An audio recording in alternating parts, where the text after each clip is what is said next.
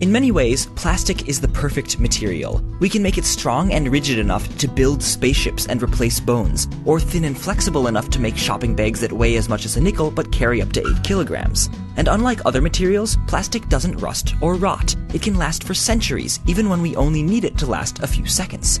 We make tons of plastic precisely because it's cheap, durable, and yet expendable. But the features of plastic that make it so useful to us have also transformed life in the oceans, where as much as 10% of our discarded plastic, millions of tons per year, ends up.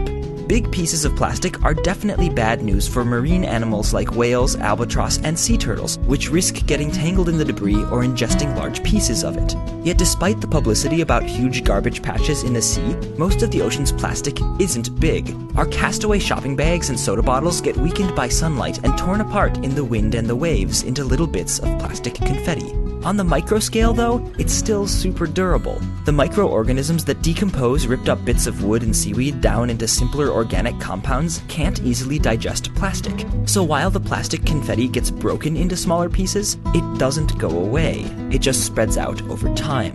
Which is why we've found microplastics pretty much everywhere in the oceans, from the Arctic to the Antarctic, and from the seafloor to the surface.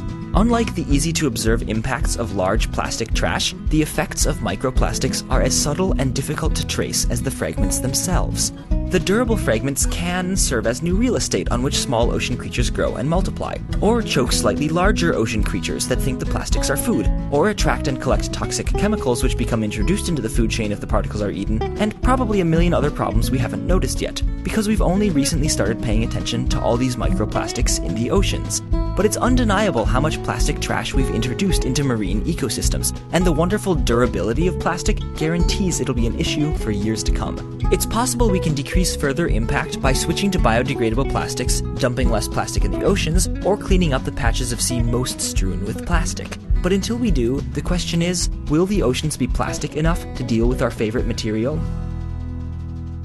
This video was supported by CSIRO, which operates the Marine National Facility on behalf of Australia. CSIRO scientists will soon explore and study the oceans on board the facility's purpose-built 94-meter RV Investigator, which will operate from the tropics to the Antarctic ice edge and will be one of the world's quietest research vessels.